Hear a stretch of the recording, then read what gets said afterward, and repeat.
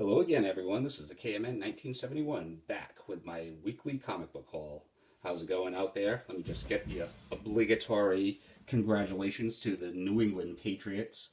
Wow. I mean, not to gloat, of course. I mean, I just take this very humbly, but it's not very often that your most um, far-fetched expectations are not only met but exceeded, but that's exactly what happened in that Super Bowl. I've been watching football for a long time, and that was the greatest Super Bowl that I've ever watched, period.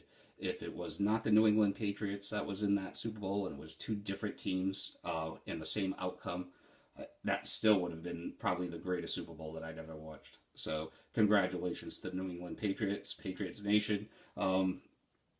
Take it with class. We're already hated anyway, so on to next year. All right. Starting off with the comic book haul, something a little bit different. I'm a huge fan of graphic novels, original graphic novels, OGNs, I guess. And this one was one of those that's on my list. I haven't bought a graphic novel in a very long time, but I do still have a pretty short list of the ones that I still want. Eventually, I'm going to showcase them off in one of my comic book speculation videos. I mean, not speculation videos, God. Comic book spotlight videos. But this would be the latest addition to my OGN collection. So, The Punisher, The Return to the Big Nothing. Something that I've always wanted to check out because this is actually the same creative team that did the original Punisher miniseries way back in the 80s that put the Punisher on the map as a major player. So, and anytime you can get my execs drawing the Punisher, that's a good thing with me. And this is relatively cheap. I think it cost me like maybe, I don't know, maybe $15. And for a hardcover, that's pretty cool. All right.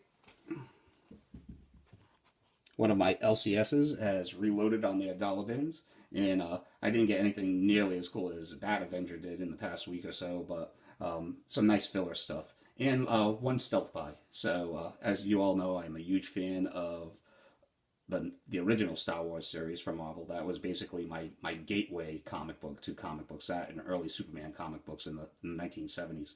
So, anytime I can pick these up, for $1, I always go for it. I already own the original Star Wars 1 through 6, number 7, the Empire Strikes Back adaptation, number 50, number 100. The only major issue that I'm missing is the last issue.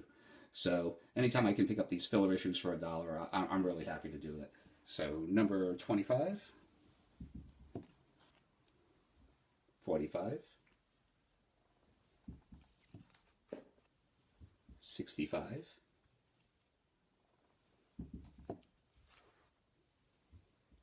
66,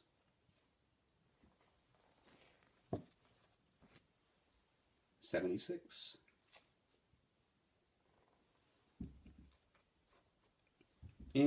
77. So, nice. Always nice to fill in Star Wars holes in my collection, especially at $1 a pop. This is Wolverine number 41, the second print, gold, I guess gold variant, if you really want to call it that. This book was super hot when it first came out way back in the 90s. And I don't even remember seeing this gold second print going around back then. So this was one of those books that I traded in decades ago and stumbled across this at a really high grade in the dollar bin. So figured why not pick it up as a huge Wolverine fan, and seeing that there isn't a traditional ongoing Wolverine title that I can buy right now. So for $1, I liked it. And the pick of the bunch in the dollar bin, The Question, number 17. I just wanted this because I'm a Watchmen fan, and I'm kind of a Watchmen completist. But I guess this book is somewhat hot right now because of DC Universe Rebirth and saying it's the first Rorschach in the DC Universe. So, whatever. But for $1, I was very keen on picking this up. The tough black and red cover. And this was a great series back in the day. Denny O'Neil and Dennis Cohen did a great job. That was during DC's prime years, during their grim and gritty phase after The Dark Knight. Okay, on to the regular long box stuff. Now, I read a long time ago somewhere that one of the Valiant movies was going to culminate with something called the Harbinger Wars. So, I used to like Valiant a long time ago, back in the 90s. When they first started up, I liked the first year's worth of Magnus, Solar, Exo Man of War, Harbinger. So I was really keen on picking this up. And as for, I mean, this isn't new by any means at all, but this is the first, I guess, modern Valiant that I've read. And I have to say, it was really good. I really enjoyed it. So, Harbinger Wars number 1, 2, 3, and 4. And those were all like half of cover price. I also picked up, I'm almost ashamed to show it, but yes, Convergence number 1, a horrible miniseries, but I wanted it just basically for this Harley Quinn variant cover. I've always liked it when Tony Daniels draws Harley Quinn, so yeah, I know, my private shame. So, unlike the series, though, one good thing about Convergence was some of the tie-ins. It was one of those rare cases that some of the tie-ins were so much better than the actual miniseries. And here is one of those cases. Harley Quinn, Convergence, Harley Quinn, basically Gotham City Sirens. And number 2. I mean, those were both cover price, by the way. But Harley Quinn versus Captain Carrot. As a fan of the comic book medium, I mean, you have to pick that up, don't you?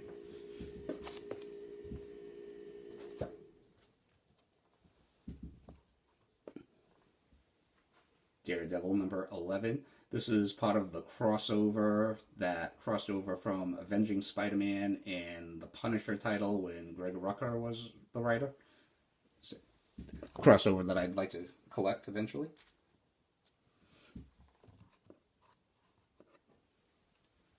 Wolverines, number 13, a miniseries. This was a follow-up miniseries after the death of Wolverine that I didn't follow. But I heard good things about this issue. This was another issue that was cover price. But this is like one of the funnier Deadpool issues that you'll read out there that I can seem to remember. This is basically a reenactment of Hulk, the Incredible Hulk 181, when Wolverine took on the Hulk. Only this is Deadpool trying to take on the role of Wolverine, and he's taking on the She-Hulk instead. And it's basically panel for panel dialogue. It was great, good. I highly recommend this issue for Deadpool fans. Definitely. Okay. Deadpool from his second series, number 51.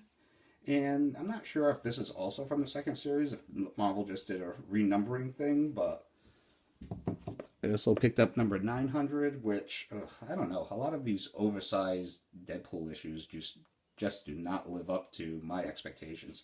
This was okay. That's about all I would give it. And the same with this one. Deadpool number 1000. I don't know what the deal is with that. I don't know if these were specials or if they just ended volume 2 with this numbering. I'm not really sure, but yeah.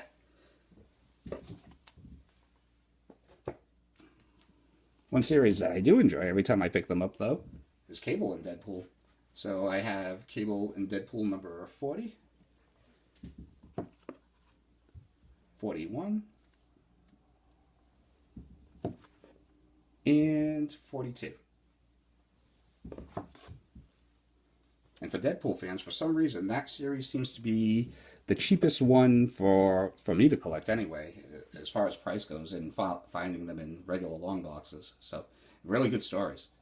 Saint of Killers, number 1. I'm not sure if I already showed this off or not, but I buy books, and sometimes I read them before I show them off, and other times I just put them in a long box along with the stuff that I pick up weekly, and if I don't show them off in a haul or I'll read them, sometimes I get them confused. So if I did show this off before, I apologize, but Saint of Killers, number 1. I'm a huge fan of the original Preacher series. I know that the TV series hasn't really set the medium on fire, but I'm still optimistic about it.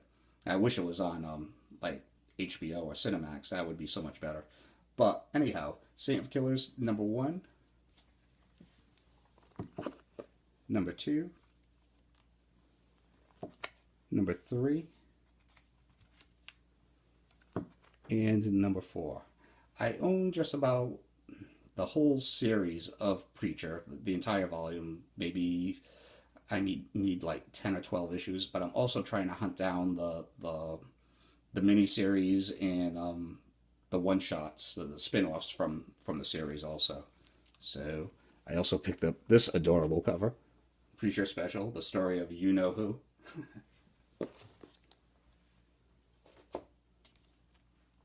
This was a set at one of my local comic book shops for $9. I don't know. I'm surprised that this isn't worth more, actually.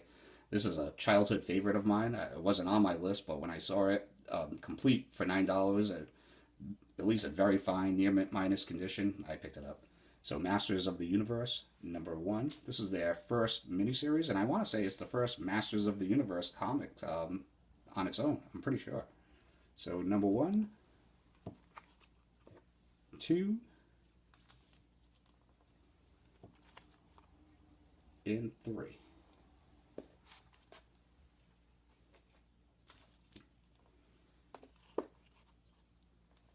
Okay, so this was a lot off of eBay, these next 4 books, and it was $10 and maybe $3.99 shipping. So for $14, I ended up picking up these 4 books. I recently picked up Ghost Rider number 2, and it's technically the first appearance of the Son of Satan, or I take it more of as a cameo appearance. So I wanted his first full appearance, and when I was shopping around, I ended up finding a lot of books where I just wanted basically one issue, but it was cheaper than just buying the single issue from mostly all the other sellers. So I thought this was a pretty good deal. So anyway, long story short, Marvel Spotlight number 11, which is only probably VG. It's in really good shape, but with a manufacturing error. There's like a little ink overflow right there. Here was the book that I truly wanted. Marvel Spotlight number 12. This is the first full appearance, I would say, of the Son of Satan. Because I would, after reading number 2, I'm not sure if that's considered the first full appearance of him, but I would consider it more of a cameo. And you never see him full in costume throughout the book. So, and I also ended up getting it as part of the lot number 13 and number 14, which those two are probably fine minus condition, which was okay with me. Out of all 4 books, the one that I really wanted, which was number 12, was in the best condition. So nice.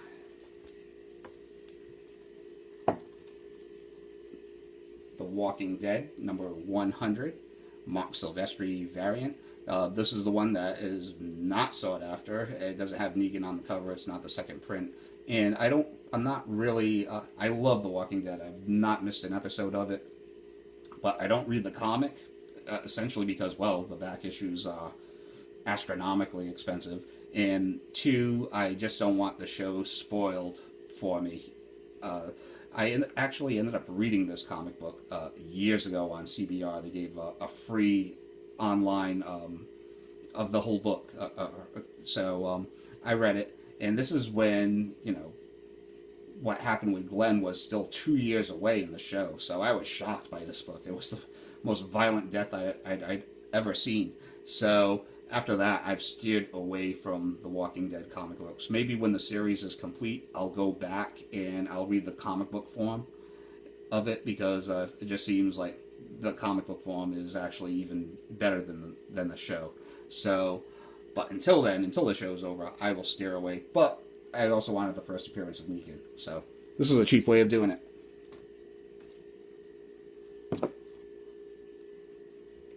I ended up picking this up from my local Newberry Comics at cover price. This is a Hip Hop Family Tree variant, an homage to the Marvel 25th Anniversary variants, and this is just a crazy awesome cover. I mean, look who you have on here. You have Kid and Play, you have Tupac, you have Biggie, you have NWA, you have Run DMC, you have the Beastie Boys. I give this cover a grade of a D for dope, as us old timers would say.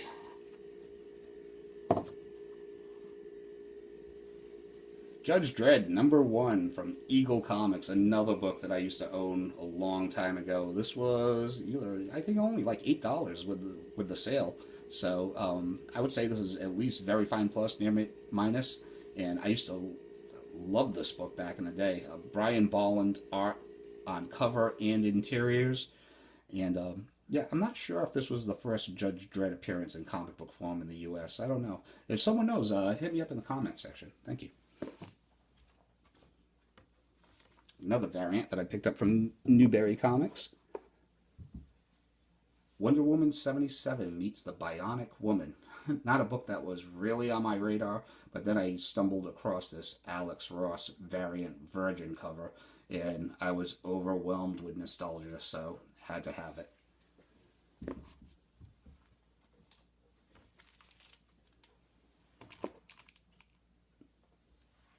Detective Comics #470. The first appearance of Silver St. Cloud, who was a love interest of Bruce Wayne and actually knew his identity during this classic run. But the main reason I picked this up is this is that run that I showed off in my comic book collection spotlight video #1, where it was the Batman Heavy video.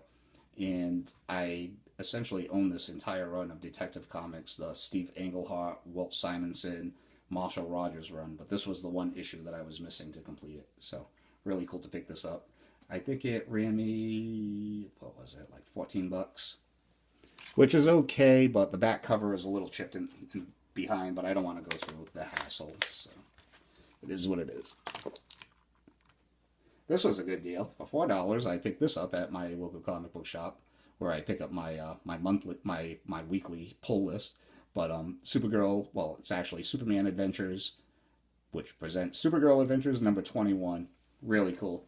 I guess, oh god, there I go with the really cool again. Maybe that should just be my catchphrase. But anyway, Superman Adventures #21. This book has been catching a little heat lately. I just checked the prices on this after I picked it up yesterday, and I guess around the average price is like around $20-25 for this book. So if you see it out there, snatch it up. Really happy to get this. This is Justice League, the Millennium Edition, the Chromium variant. Now, back in the early Augnaughts, or I guess around, it must have been around 2000 when these originally came out, DC had about 5 Chromium variants to go along with this series. I have 2 of them now. I have the Batman variant, Batman #1 Chromium variant, which was also in my comic books spotlight video #1, and now I have Justice League #1, which is also the Chromium variant. Really hard because, as you know, like with the new Rebirth Chromium covers, these things dent and they're very hard to keep in like a high grade. I just was reminded about this book through an article on CBSI where they said there's only around like 3,000 copies of this book out there. So this is one of my top 10 favorite classic runs of all time. I love it, and really happy to have this. I would also like to pick up the Superman #1 Chromium variant. What's the other ones? All Star Comics, the whichever issue had the debut of the JSA, and the big one to look out for is the Crisis on Infinite Earths #1 Chromium variant. That one goes for well, there's a couple of people on. It's sold out on all the online stores. I guess it's rare, and there's only 2 up for sale on eBay right now, and they're both trying to get $80 for it. So a little bit too rich for my blood, but I would like to complete the Millennium Chromium variant set at one point. Ended it off after last week saying that I'm not a huge fan of Shazam, and I'm still not, but this Shazam #1 was on my list. I wanted it. Another classic from the Bronze Age, and this is what brought Shazam back after, I don't know how many years hiatus, maybe 20, 25 years of being tied up in legal tape. But I do respect him for being a classic character. I just have not read that classic Shazam storyline yet. I guess my favorite story line involving the character would have to be probably Kingdom Come. But and aside from his use as kind of comedy relief in the early years of the Justice League, I've never really been a steady follower of Shazam or Captain Marvel, except of course when he has a throwdown with Superman. But this is one of those Bronze Age issues that I wanted to pick up. This was the most expensive book of my haul this week. I think it only cost me like maybe $28, and it's very fine. So pretty cool. And there I go again with a pretty cool. But who knows when if the movie ever comes out and if it's a success, this is one of those Bronze Age books that I can see really shooting up in value, like say Mrs. Marvel or a Luke Cage. Who knows? But I wanted it, so there it is. So that's all I have for this week. I will see you all next week. I hope you have a quick week out there. It's supposed to be getting a lot of snow up here again. I'm already sick of it. Well, it was bound to happen. That's what winter's for, right? So thank you all for watching. Thank you for subscribing, liking, commenting. And yeah, I'll see you all next week. All right? Take it easy. Bye.